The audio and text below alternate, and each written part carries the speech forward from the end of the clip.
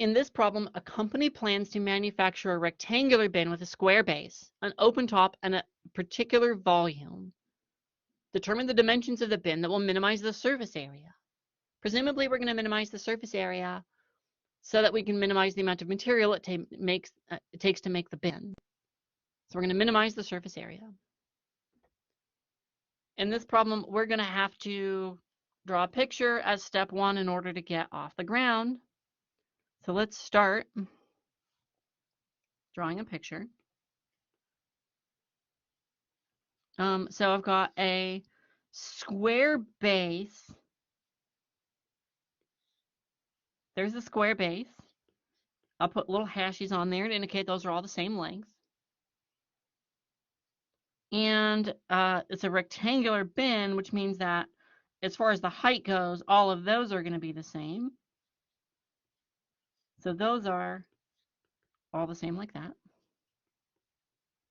And it's open on top.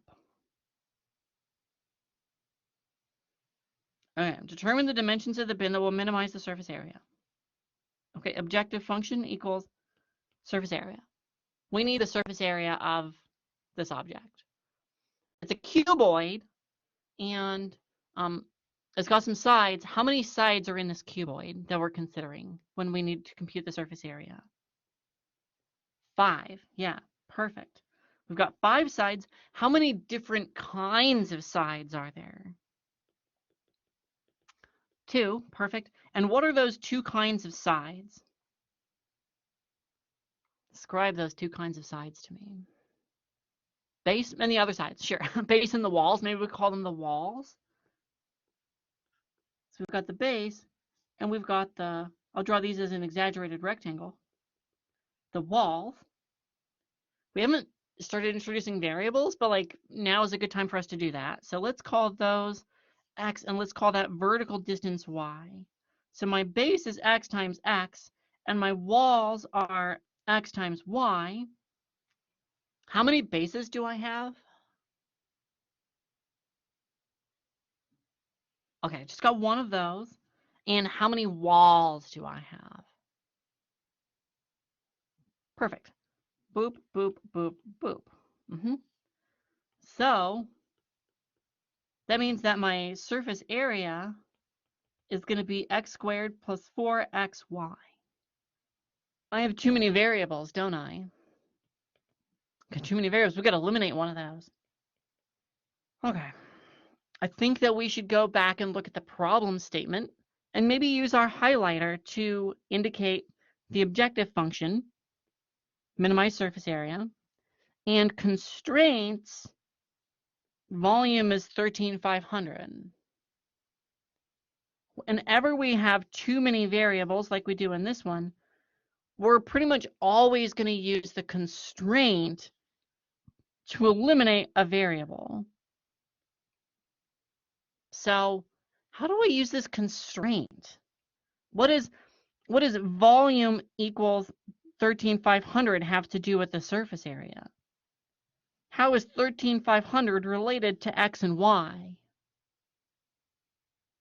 I think the volume is length times width times height, which in this case is x times y, which means 13,500 equals x squared y. So 13,500 equals x squared y implies that y equals 13,500 over x squared. And I'm going to take that and put it in for my y inside of my surface area function. That means that my surface area function is going to be x squared plus 4x times 13,500 over x squared, which is going to be x squared times 4 times 13,500. 13,500, if I double that, is 27. If I double that again, it's 54 over x squared. Okay, but then my x's cancel and I just get x squared plus 5,400 over x. 54,000 over x, sorry. And that's my objective function. Omega equals x squared plus 54,000 over x.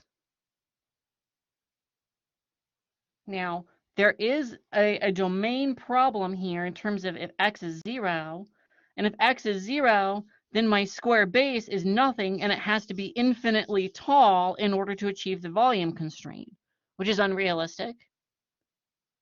There's something else going on here that's interesting, that if x goes to infinity, then it would have infinity plus number over infinity instead of infinity plus 0, which is infinity.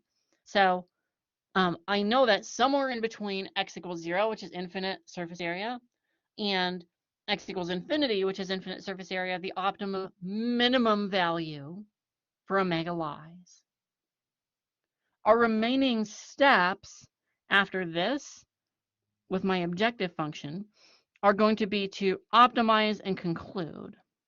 So if we're going to optimize, we need to find crib points of omega. So we need to find where is omega prime equal to 0. We could find where omega prime is undefined, and the only place where that's going to be is where x equals 0, which isn't in the domain, so it's not a critical point.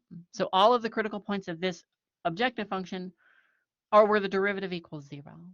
This is a simple power function, and you may want to rewrite that as times x to the minus 1 in order to get that power correct in case you're still working on functions that have an x in the denominator. I do believe that I am out of time, however, and so I will leave the remainder of this problem to you. I believe the remainder of this problem to be relatively easy. The setup of this problem was the trick, and I think this is the case for almost all of these problems. It's the first 4 steps that are the tricky ones. The optimizing is the easy part. Take the derivative and set it equal to 0. That's the easy part. And that was the subject of 4.2, 4.3, and 4.4, the sections we did on optimization.